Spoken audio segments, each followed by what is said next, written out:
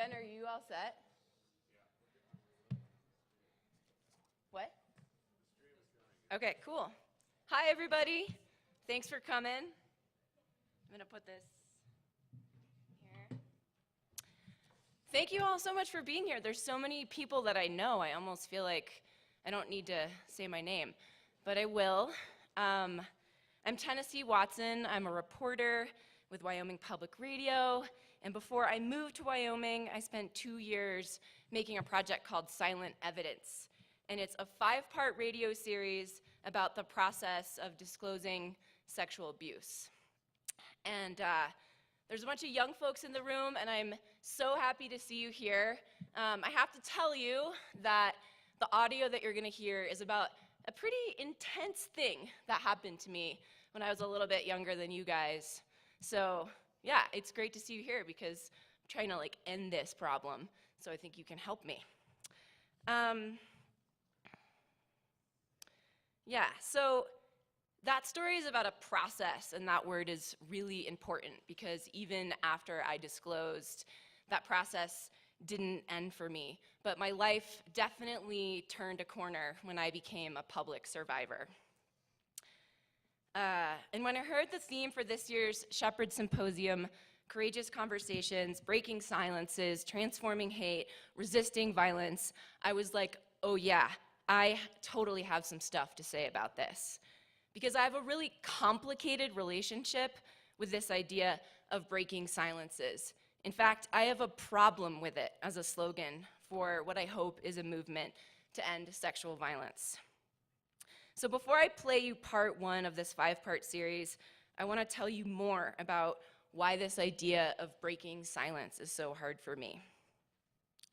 I grew up encouraged by my parents to use my voice and get loud, but knowing I was supposed to call out injustice also added to the guilt and confusion I felt about whether the sexual abuse I experienced as a kid warranted speaking out. So in my head, I minimized what happened. I told myself, it's not a big deal, because if it actually was a big deal and I said nothing, then I knew I was a part of the problem. Silence was my coping mechanism for years because I just wanted to be a kid. Woven throughout the 5-part series, I explore the way silence might have actually protected me from harm bigger than the abuse itself. But my silence didn't protect other kids who would come in contact with my abuser, and that guilt nagged me until I finally disclosed. But that's a problem that I've come to accept was way beyond me as an individual victim. Amy Carrillo-Roy and Sheena Malhotra edited an incredible anthology of essays, which I hope is in the library here, I'm not sure. It's called Silence, Feminism, Power, Reflections at the Edges of Sound. And it interrogates this often unexamined assumption that silence is oppressive and considers the multiple possibilities that silence enables. The relationship between voice and power informs feminist theory and activism, creating an imperative that the oppressed must come to voice. And that's their quote, come to voice. Malhotra and Roy put words and theory to the pressures that I felt. The problem that they call out is, quote, that the burden of social change is placed upon those least empowered to intervene in the conditions of their oppression. The figure of the subaltern or the survivor gaining voice captures our political imagination, shifting the focus away from the labor that might be demanded of those in positions of power to learn to listen for modes of expression that are often interpreted as silence, close quote. And even though silence was how I coped, my struggle still became legible when I was a kid, if you knew what to look for. Difficulty concentrating and sleeping because I was constantly in this hyper-vigilant mode, tension headaches, an eating disorder. Trauma emerged full force from what happened, but more so from betraying my own instincts to fight back. There are animals that use thanatosis, the act of playing dead, to survive an attack. And I think that I get why. Sometimes it feels like there's no point in fighting back. There was so much pressure to speak out, and yet few resources to guide others on how to listen and respond. Queer theorist and feminist scholar Anne Cvetkovic found that, quote, many narratives by survivors indicate that the trauma resides as much in secrecy as in sexual abuse. Abusers tell their victims not to tell. And when we honor that demand, as Cvetkovic says, that creates its own network of wounds that far exceed the event itself. It's complicated to unravel the harm, and so she says, quote, the work of breaking the silence about sexual abuse, like that of coming out, has to be understood as an ongoing process and performance, not as a punctual event. It's also important to think about approaching sexual violence within the framework of movement building. Right now, we respond to sexual abuse not as a we at all. It's a secret told to a friend, a report to a law enforcement officer that gets dusty in a confidential folder. A prosecutor might make a decision to do something. That's the option for justice. And the option for healing, if you can afford it, is counseling or therapy, a quiet, confidential conversation behind a closed door. Those individual interactions make the magnitude of sexual abuse invisible. That's unless, as individuals, we decide to come out as survivors. And that doesn't automatically translate into collective action. How many hashtag #MeToos did you see? And what did you do? I didn't do anything. Just kind of scrolled through it and was like, oh, that sucks. And even as a journalist, I end up fitting into this framework of an episodic approach to sexual violence. Each story I do about one person's experience, even if it demonstrates a pattern or systemic issues, still provides an opportunity to look past the collective problem and the need for collective action. I offer Black Lives Matter as a counterexample. People of color have been disproportionately impacted by state violence. This is a part of our country's history, the mass murder and displacement of Native Americans, slavery, Jim Crow, redlining. And yet, we've seen the conversation about police violence starting to change because of collective action. Young Black men die, and people flood the streets from Ferguson to Sacramento to say, no more business as usual. But imagine if the families of those individuals kept quiet, told a friend, went to a therapist to grieve and mourn. What if they went to law enforcement to say, my child was wrongfully murdered, but it's in your hands to decide if justice can be done. But this isn't hypothetical. For generations and still today, it's unsafe for people of color to bring complaints against police violence forward on their own. Their perspectives are invalidated and racism is minimized. But when the issue is approached as a movement, it's harder to cast aside. Folks keep quiet when it's not safe to be loud. So silence is sometimes about survival, but solidarity can change that equation. So the question is, why do we ask survivors to break the silence about their abuse without really being willing to take action? You probably know way more people than you think you know who have been touched inappropriately as a kid. 1 in 7 girls, 1 in 25 boys. And you can't even trust those stats because that means that someone had to come forward and actually say something. Most of the time, people say nothing. They take it upon themselves to get over it and move on. Episode 1, Not the Right Time. Here's Tennessee Watson. Hi. My home growing up was an awesome place to be a little girl.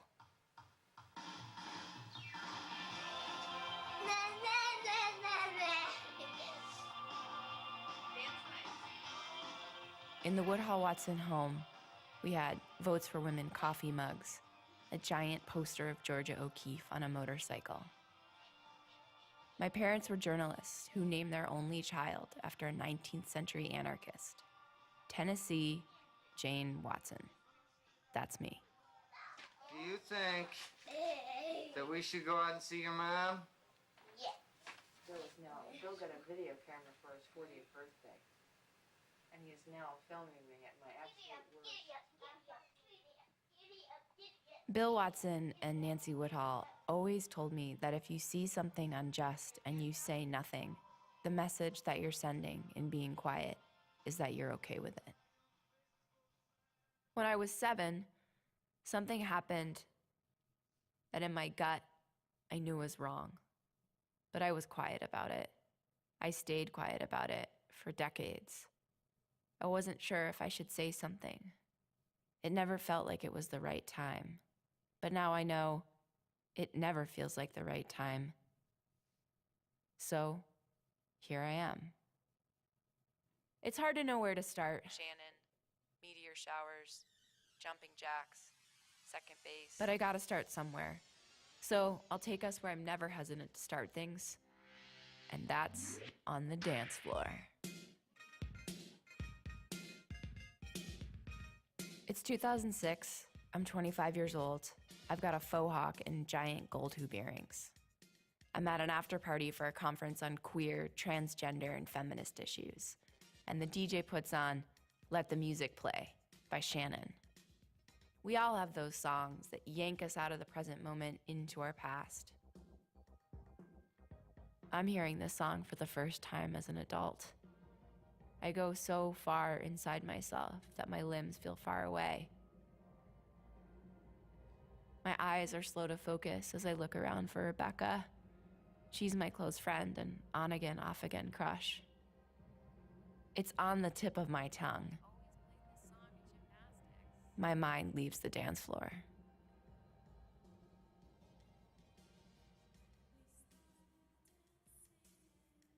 I want to tell her about being 6 years old. Gymnastics. They always played this song during the warm-up. It's a class of mostly girls in multicolored leotards doing jumping jacks, bouncing our way through a warm-up routine. The song plays and I feel like a total rock star, but I'm just a little kid with a lopsided ponytail and snot on my face. The classes are run by Dr. Yousefi. He calls himself doctor because he has some sort of advanced degree in physical education. Warm-up ends and now it's time to pay attention and learn. I'm still in the groove and not so into standing still or being quiet. Dr. Yousefi stops his introduction to the balance beam and locks eyes on me. Ms. Watson, you're distracting the group. I become still and look at the floor. Oops, I'm messing up. What's going on? And suddenly, I'm on the dance floor again, Rebecca waiting for me to snap back to reality. Is this really how I want to tell her for the first time? Yelling over the music? It's too loud. I let the impulse to tell her go.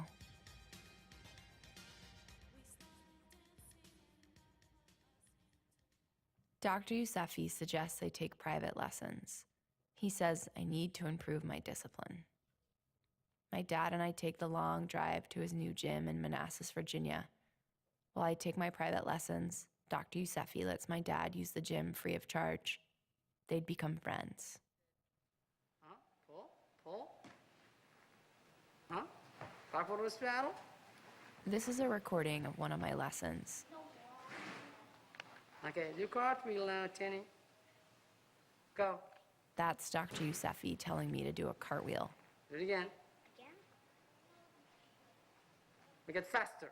On a day that sounds just like this, we start our lesson, and I want so badly to do well. Dr. Yousefi and I start off with a warm-up routine to get the blood flowing. I'm bored, so my attention drifts over to my dad in the corner of the room, jumping rope. But Dr. Yousefi needs my undivided attention.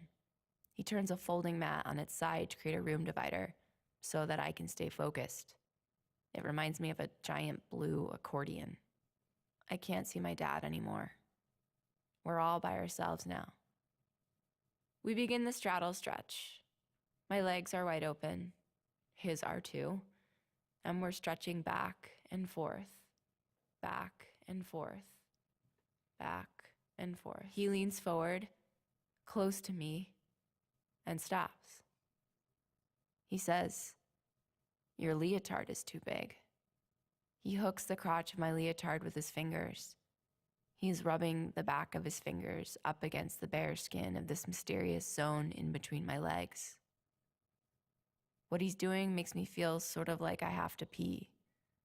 I feel sort of electrified, and the skin he's touching changes texture and feels tight and tingly. He's telling me that he's showing me that my leotard is too big. Oops. I messed up again. I'm trying so hard to be a good kid. So when the lesson is over, I pretend like I am, and I don't tell my parents, because that means confessing I'd gotten into trouble again. I don't know if it happened many times or just once. I do remember I started getting carsick on the way to the gym. I remember feeling afraid of seeing the mats go up. I remember that after those private lessons, I lost interest in gymnastics. I quit. Let's talk about touch. There are good touches, bad touches, and secret touches.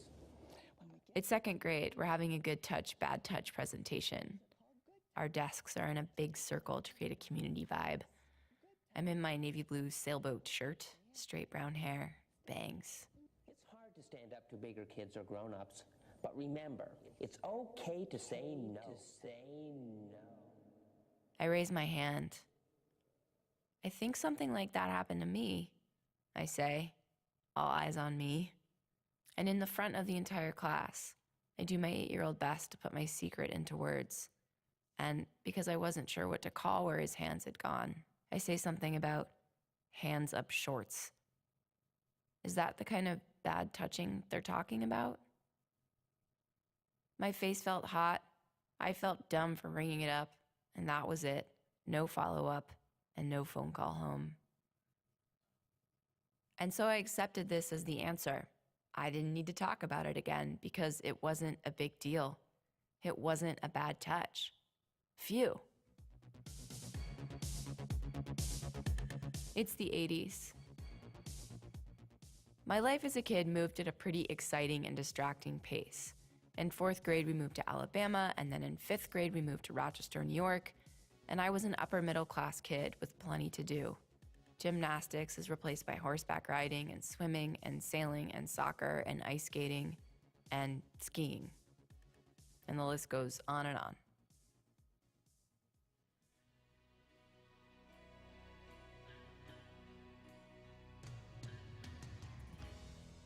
I'm 13, I'm horny, and figuring out what to do with that.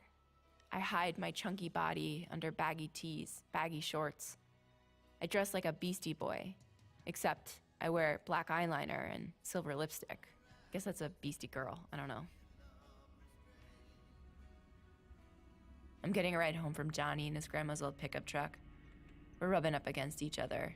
He's in the middle, I'm on the passenger side. He slips his hand up my shorts.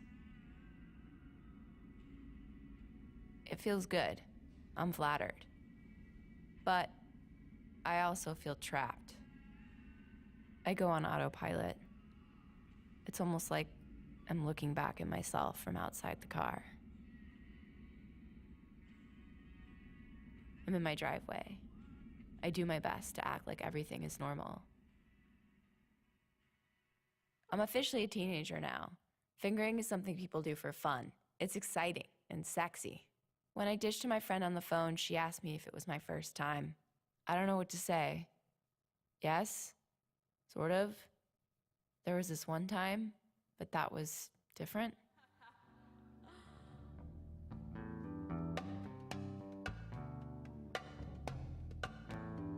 It's 1996. I'm 15. I've traded in Guns N' Roses and LL Cool J for Courtney Love, Queen Latifah, Ani DeFranco. With the help of Ani, I'm learning what it means to have someone treat your body like it doesn't belong to you.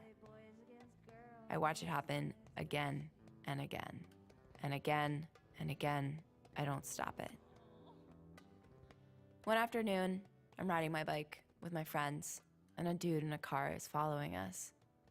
He asks a muffled question to get us close to his window, flashes his penis.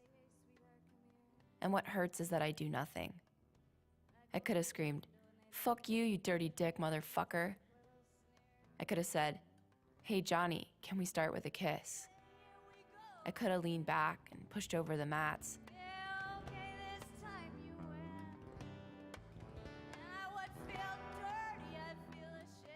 But I don't, and I didn't. I freeze. I slink away from the car. I go home. I quit gymnastics. I say nothing. I avoid it and let them walk free with no awareness that they did something wrong.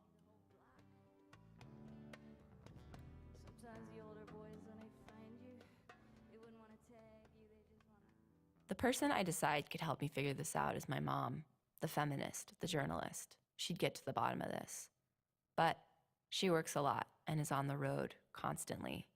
When my mom and I do find time to hang, it's hard to interrupt those special moments. What am I supposed to do? In the midst of buying fishnets or picking out hair dye? Be like, "Hey mom, coach touched my junk." Not so much.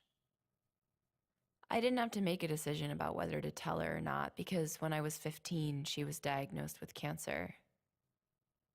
It was the wrong time to bring this up. April 1st, 1997, 5:26 a.m. No time felt more wrong than her death. We're a family that prides ourselves on our ability to keep it moving. So after my mom died, that's what we did. The next day, 7:32 a.m., the bell rings and I'm back to school. Getting a driver's license, applying to college, going to punk shows. I don't give myself much time to think. Bear witness to the power unseen, like a fiend's dream, stimulating means, transmitting through your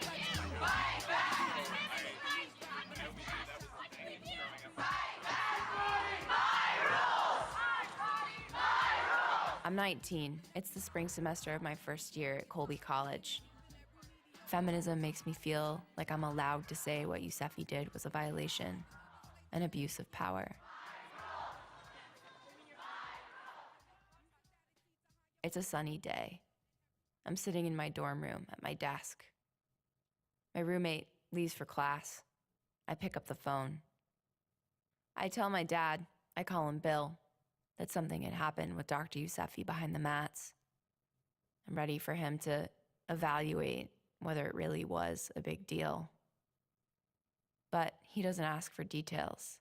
He just asks me what I want to do about it. And I say, I don't know. After college and through my 20s, I didn't talk about it much. I did what I needed to do. I named it as something that was not okay, and I said it out loud. Time to move on. My 20s are ripe with adventure.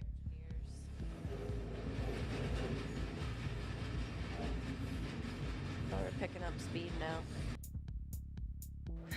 Más en confianza. Ay. Bueno, me llamo Tennessee y vengo de los Estados Unidos.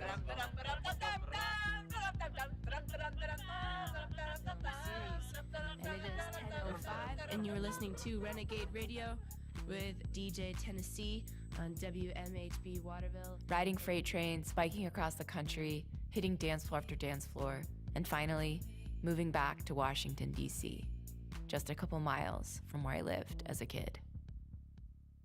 It's 2009. I'm 28 years old. I still love a faux hawk, subtler than before. I'm hooking up with a guy named Adam. One night, we drive out to the burbs in my truck to lay in the back under blankets and watch a meteor shower. We're pulling off Route 66, headed out to the darkness of a Civil War battleground. And I realize I've taken this exit before. We go right, but I'm pretty sure the gym is off to the left.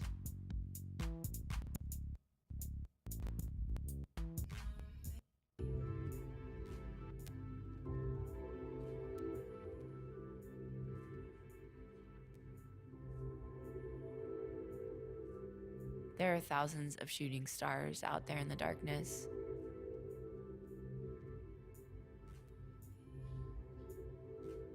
What I see are the mats, the walls of the gym.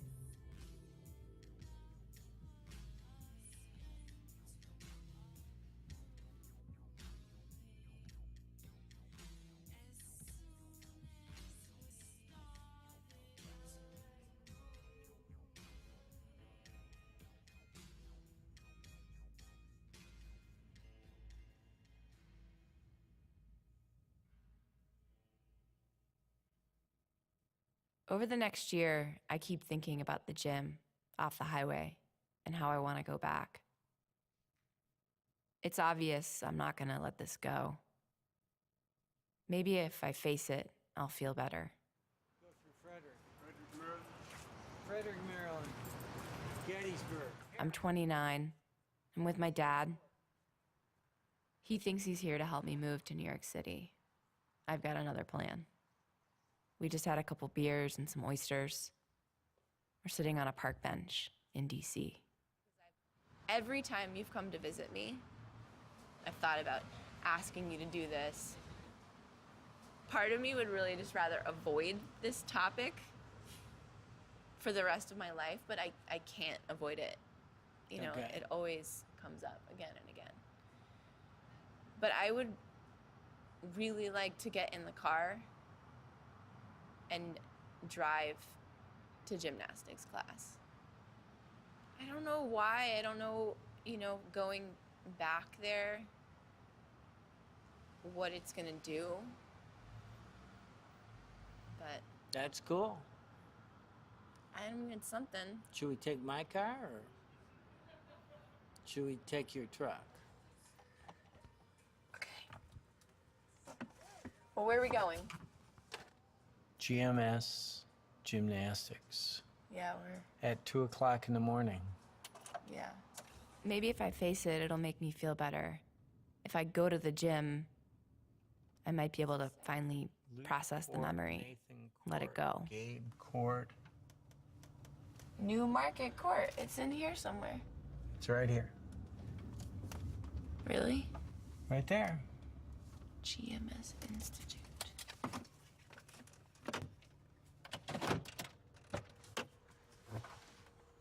You wanna come? Yeah.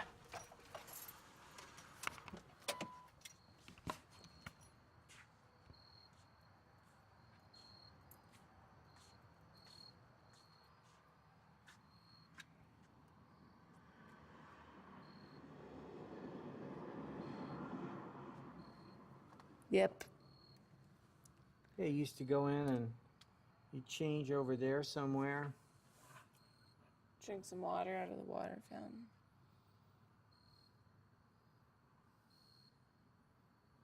So anticlimactic. And I used to work out over there, so the mats that he would put up would be over here somewhere. Yeah.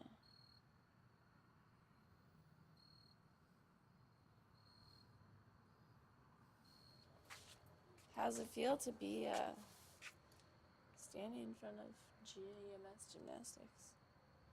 Well, it feels very strange right now. How's it feel to you? That's what it's about. It's not traumatic or anything. It's just fucking weird.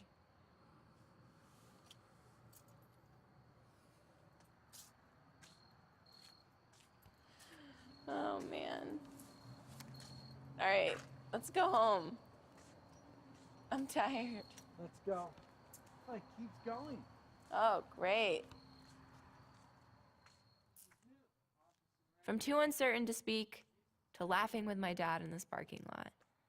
Only took me 22 freaking years. So there it is, fun and fit. GMS Gymnastics. They say that only 1 out of every 10 survivors will report. I guess I should feel good about finally getting it out of my mouth. Bye, GMS Gymnastics. This has been episode 1 of Silent Evidence. Next week, we're going to follow Tennessee back to the gym. Only this time, it's open. Hey, I'm Tennessee. Hey, how are you? Good, how are you doing? Fine, come on in. That's next week.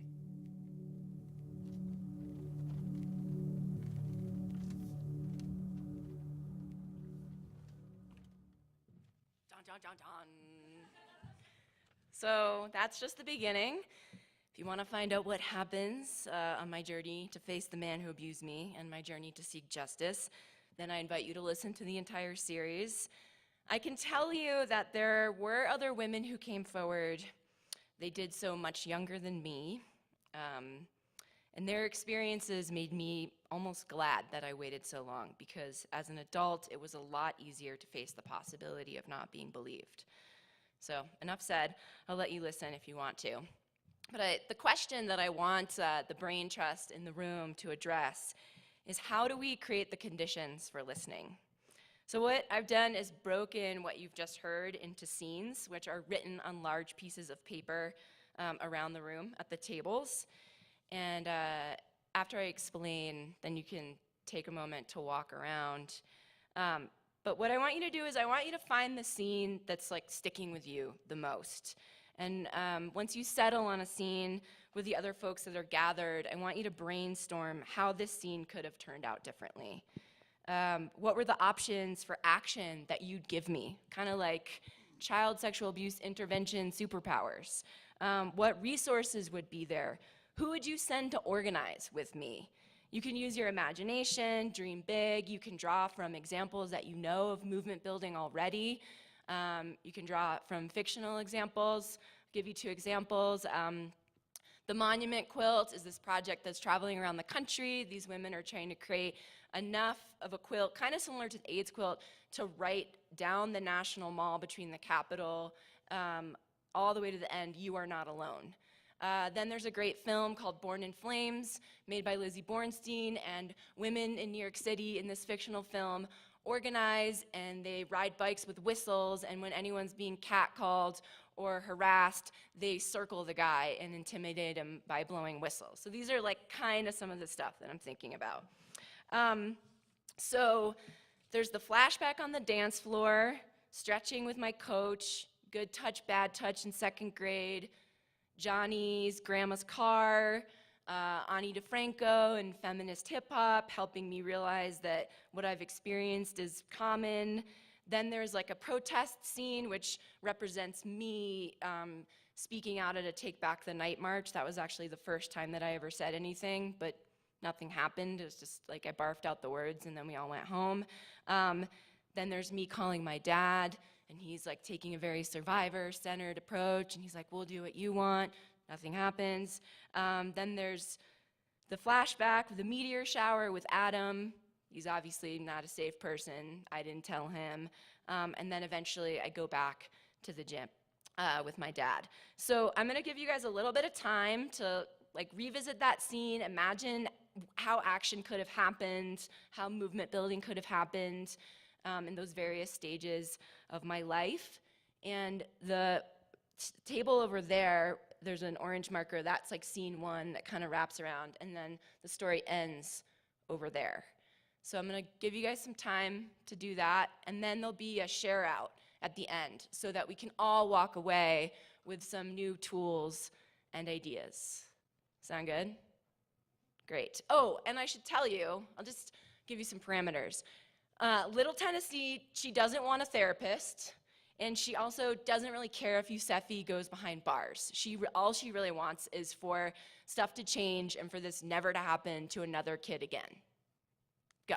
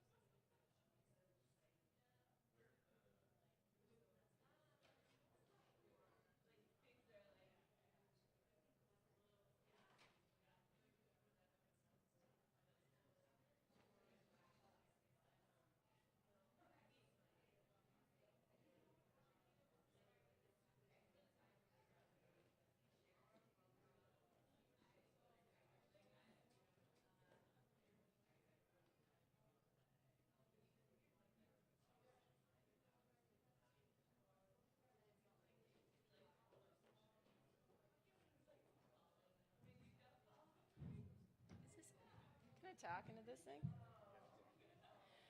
So just a heads up, I want to make sure that we get a chance to share out all of our great ideas. So at this point, if you could take inventory of all of the great ideas you've come up with, pick two, and then figure out how you would like to deliver that to the rest of the group. If you want to pick a spokesperson or share it all together, and then we'll just come back and talk together in 2 minutes.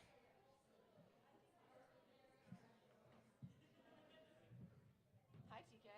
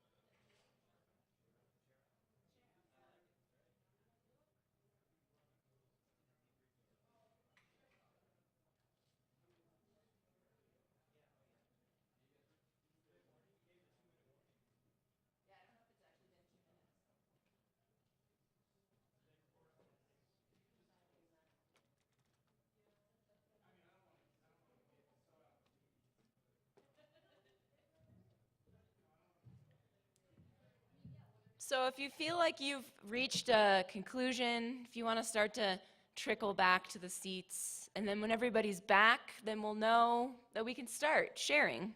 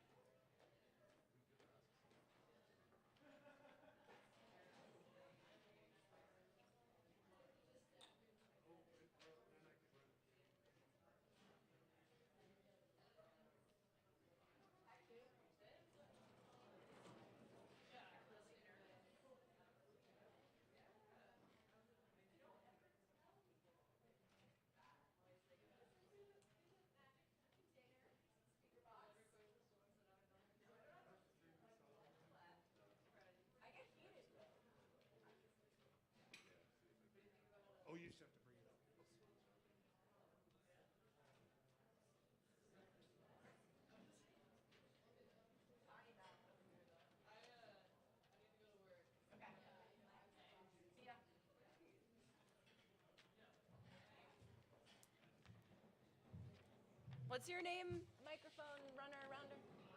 Jeff, okay. So Jeff has a microphone, and Jeff's going to bring it around to each group because this will be archived so that people can revisit this and hear your ideas, and I think maybe we have some folks watching live as well. So is there a group that would like to go first and share some of their ideas? All right, in the back. Oh, and will you just say what scene you have too? What era of my life you're trying to address? This is stretching at the gym. So one of the things we said was make them think about what they're doing before, like, I don't know. Make who? Like the adult. The adult, okay.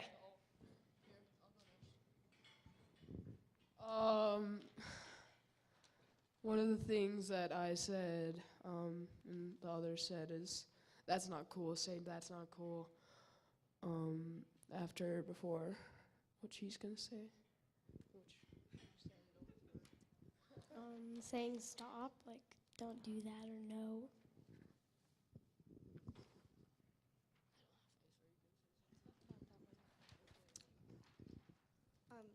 Teach kids sooner about boundaries, and like the parents and the teachers should be responsible for teaching the kids like what's wrong and what's right.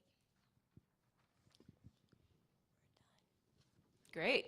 Thank you all so much.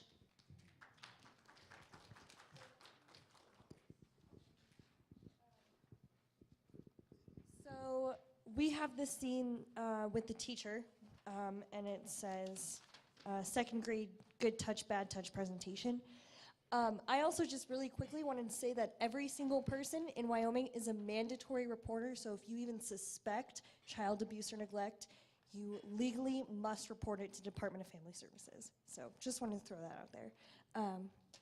But we talked about so legal accountability, calling out that this is a bad touch, so other students also understand that this is not okay, and giving young Tennessee some agency and kind of addressing those concerns that she brought up. Do you want to say some stuff?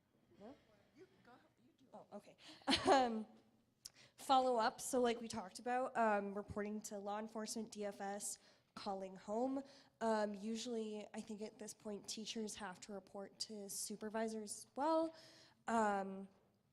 And then providing different options. So while some of these things have to be done, such as reporting to DFS and law enforcement, also saying, okay, therapy is an option, and it sounds like that's not something you are interested in, but maybe saying, well, do you want to talk to a trusted adult? Like maybe giving the teacher some training so they could talk to the child, or giving parents training so they have a better idea, because it sounds like a lot of the issue in this scene was that the teacher didn't respond, but also didn't know how to respond, so giving more tools to the teachers who are doing these presentations. And then Q underlined respond in capital letters twice, so making sure to address those concerns. So. I wanted to add one thing. We talked about how, parents sometimes get some help on how to talk about sex with your pre-adolescent, but maybe they need some education on how to deal with these things because they may be uncomfortable and not know what to do. Great.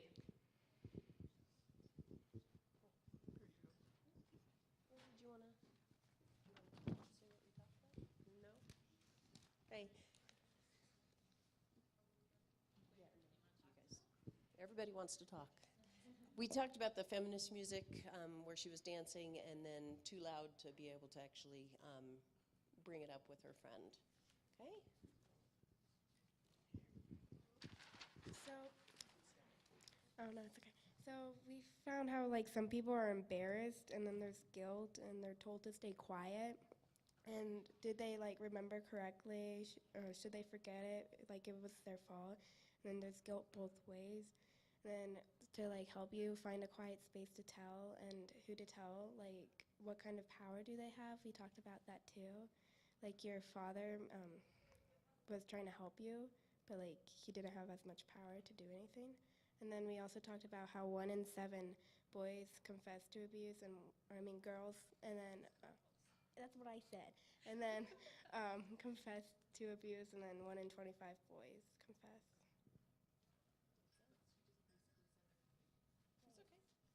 You want to talk more?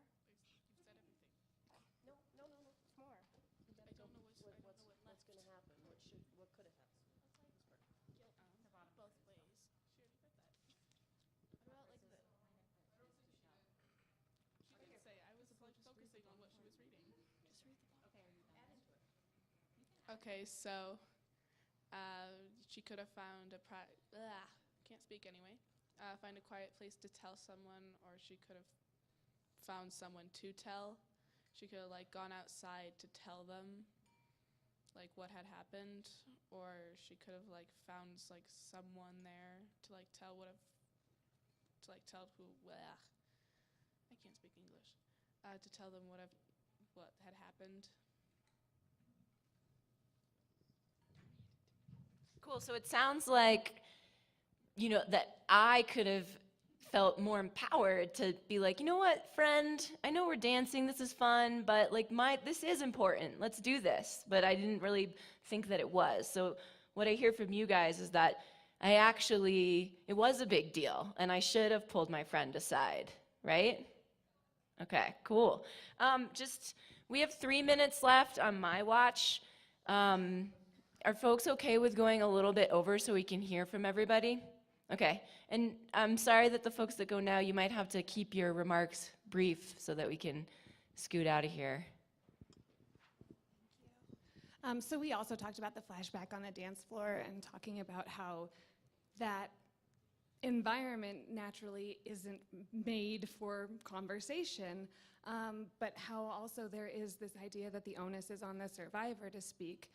And for me, that scenario represented a necessity for having a strong network of people or a companion with you or a confidant in a situation like that who can have you on your radar, so that it's not just about the individual who is the survivor, not just about the victim, and so that it's not their responsibility necessarily to put themselves in an incredibly vulnerable situation and say, hey, this terrible thing happened to me, but that you can have someone who can just pick up on some form of nonverbal shift to check in.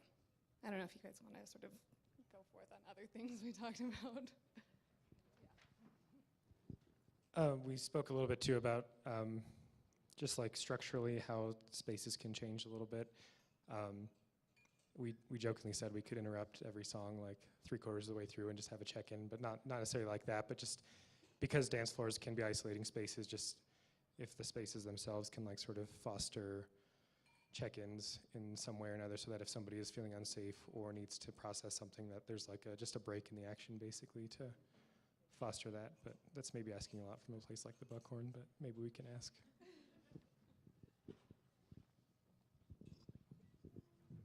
I'm going to go sit by our spokesperson here. We did the part where you tell the time when you told your dad in college. Yeah. And as a dad, I think it's frightening that if you don't watch your kids constantly until they're adults, this could happen. And I'll just start by saying we think initial reaction was a good one. So we talked about that initial response and the survivor-focused response, and not making it about if he felt guilty about having been there during that situation, and not trying to take over the conversation is really important.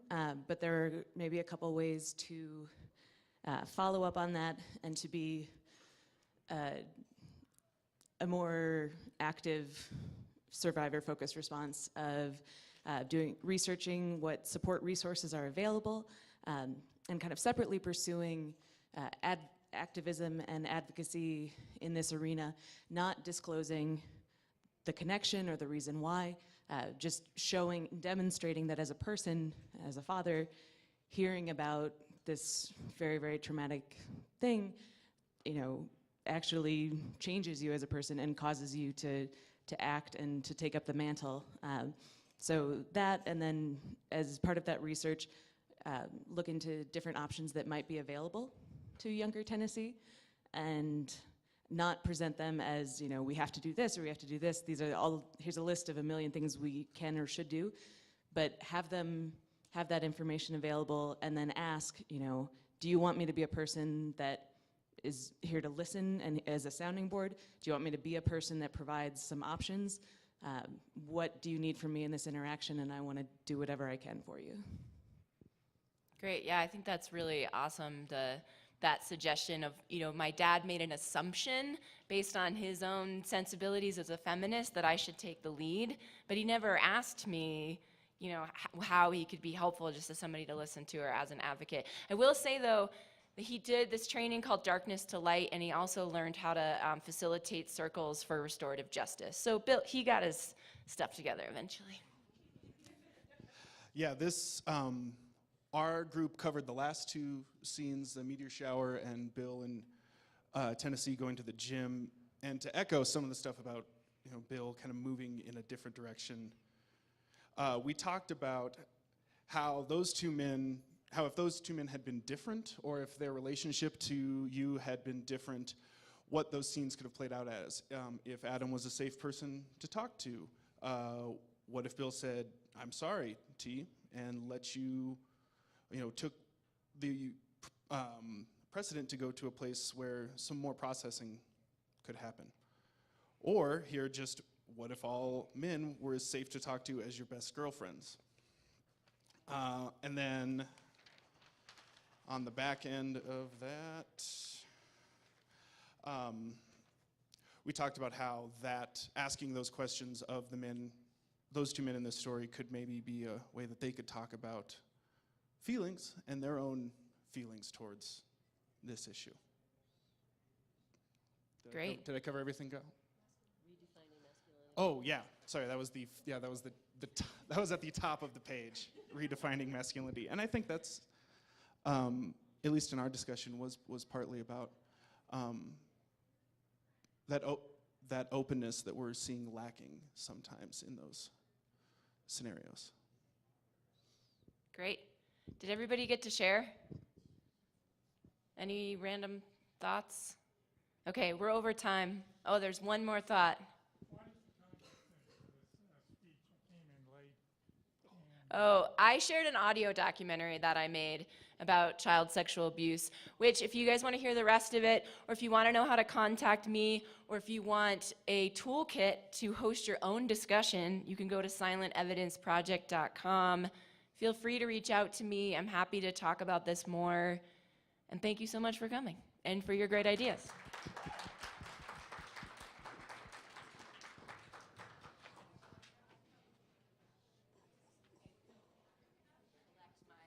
Very special stinky marker.